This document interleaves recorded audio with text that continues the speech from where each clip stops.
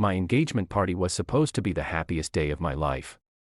The room was filled with soft music, flickering candles, and the smell of roses and champagne.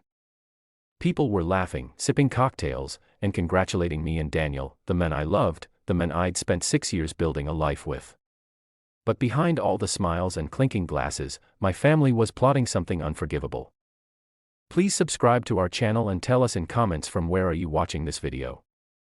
It started 2 weeks before the party when my mother called me into the kitchen with her fake gentle voice, the one she always used when she wanted something big. "You know your brother's wedding is coming up," she said, adjusting her necklace like she was preparing for war. "And you haven't really done anything with that $100,000 grandpa left you for your own wedding." I stiffened, because I'm saving it for my wedding. "Well, Justin's wedding is first," she smiled, sickly sweet, "and he really wants that resort in Cancun. It would mean the world if you'd let us borrow the money." I blinked. "You want me to give him my wedding fund?" "Not give," my father chimed in from the doorway. "Just lend it. You and Daniel can have a backyard thing. You're not flashy anyway." I stared at them both. "You want me to downsize my future for his big party?" Mom scowled. "It's not about you, Ava. Your brother is the only son, and he's marrying into the Thompsons. They have real connections." "And what about Daniel?" "About me?" I asked, stunned. "You'll understand when you're older," Dad said coldly, then walked out like the conversation was over. But I didn't give in. For 2 weeks, the tension at home was unbearable. They tried guilt. They tried manipulation. Mom even cried and told the extended family I was refusing to help my brother in his time of need. I ignored the side eyes and silent judgments. Daniel kept telling me, "You don't owe them your future, Ava." And I believed him. For once, I chose myself, but I never expected them to retaliate like that. The night of the engagement party, everything was perfect until my brother showed up late, clearly drunk, and tossed his blazer onto a guest chair like the whole night was his. My father gave him a nod, then scanned the room for me. When he saw me standing near the cake with Daniel's arm around my waist, his face darkened. He approached slowly like a man trying to look calm while holding back rage. "We need to talk," he said through gritted teeth. "In the middle of my engagement," I said. "You're embarrassing this family," he hissed, grabbing my arm. Daniel stepped forward. "Sir, with all due respect," but my dad shoved him back. "Stay out of it." The music cut. Every guest turned as my father's voice rose. "You selfish brat. You owe your brother everything, and this party, you don't deserve it." I tried to pull away, but he gripped my wrist tighter, his eyes wild. "Give him the damn money or I swear." And then it happened. He slapped me open-handed in front of 50 people. My earring flew off. My head turned with the force and time just stopped. My mother gasped, but not in horror, more like embarrassment. Justin laughed nervously and sipped his drink. Daniel rushed to my side holding my face trembling with fury. "You just hit your daughter," he said shaking on her engagement. "She brought it on herself," my dad snapped. "She's ungrateful. We raised her and this is how she repays us." I stood there holding my burning cheek staring at a man who just shattered the last piece of me that wanted to be part of that family. I didn't cry, not then. Instead, I turned to Daniel and whispered, "Let's go." We left the party without another word. The silence behind us was deafening. I could feel the judgment, the whispers, the scandal beginning to bloom like a bruise, but I didn't care because something inside me had snapped in the most powerful way. They wanted to take my future, fine, I would take theirs, and I knew exactly where to start. The next morning, my cheek still ached, but it wasn't the sting that haunted me. It was the silence. No calls, no apologies, not from my mom, not from my dad, not even from Justin. They acted like nothing had happened. Daniel made me eggs and coffee trying to keep things normal, but I could see the tension in his jaw. "You need to do something," he said softly. "This isn't just about a slap. They humiliated you, and they'll keep doing it." I nodded, but I already had a plan. I'd been holding on to something, a piece of paperwork from years ago that my parents probably forgot existed. See, my grandfather left me $100,000 for my wedding, but that wasn't all.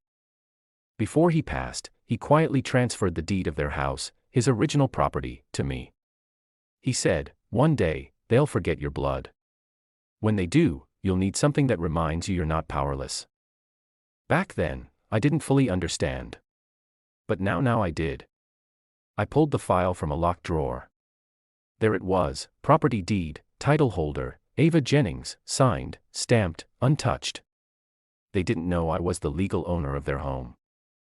They thought it was still in my grandfather's name or perhaps jointly theirs after the estate settled, but Grandpa had bypassed the entire process. He never trusted them. He trusted me. I made some calls. My lawyer, a kind but fierce woman named Leonora, reviewed the documents and confirmed everything. You have full legal authority to sell this home, she said. If you want to proceed, just say the word. I didn't say yes, not yet, because I wanted them to see it coming. First, I sent them a formal notice in an elegant gold-embossed envelope notifying them of a change in ownership review. No threat, just a reminder. 2 days later, Mom called. Ava, what is this envelope? She asked, her voice sharp. Oh, I said. It's about the house. She scoffed. We've lived here for 20 years. You can't just I can, actually, I said. I own it. Grandpa left it to me, not to you, not to Dad. Silence. You don't mean to evict us, she whispered, suddenly not so smug. I smiled bitterly. I mean to give you the same amount of consideration you gave me when Dad slapped me in front of 50 guests, and you stood there like I deserved it. She tried the guilt again, but where will we go? Your father's health isn't what it used to be. We've built our life in this house. And I was building mine, I said, until you tried to get it for a beach wedding and then watched your husband hit your daughter. That's when the screaming started.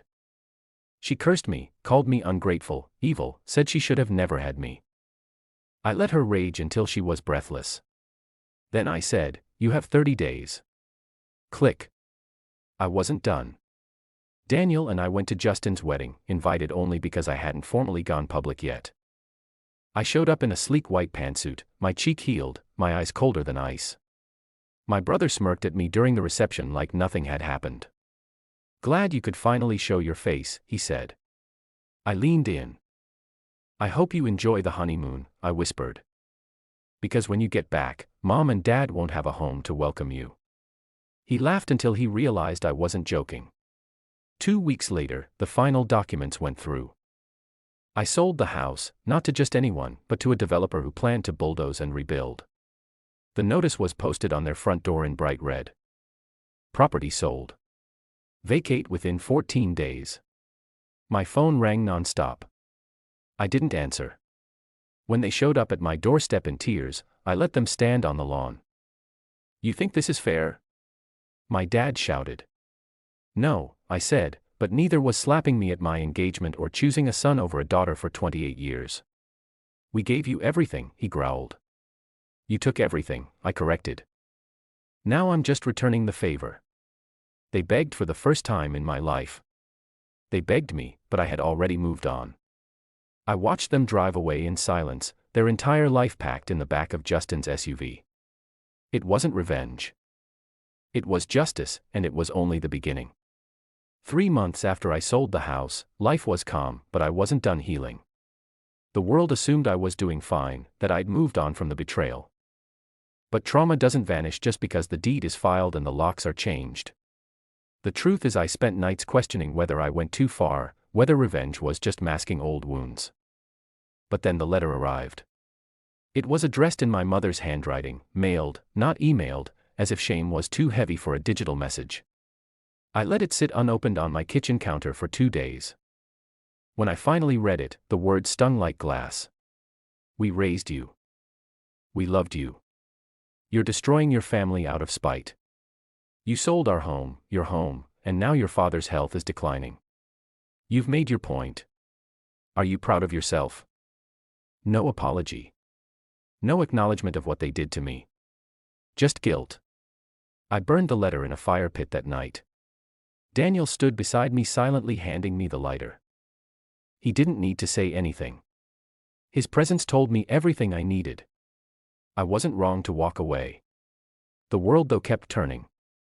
2 weeks later, I got an unexpected call from a familiar number. Gregory Harper, CEO of a prestigious consulting firm where I'd interned in college. I hadn't heard from him in years. "Ava," he said warmly, "I've been following your work with the nonprofit. Your latest housing equity project is brilliant. We're opening a new branch in Seattle. I want you to lead it." I nearly dropped the phone. "You're offering me an executive role?" "Yes," he said. "Full control, full salary, and full freedom." I took it. That night, Daniel and I packed boxes for our move to Seattle. I glanced around our apartment one last time, not because I'd miss it, but because it symbolized the life I built on my own. 2 months into my new role, a company gala was held in Los Angeles.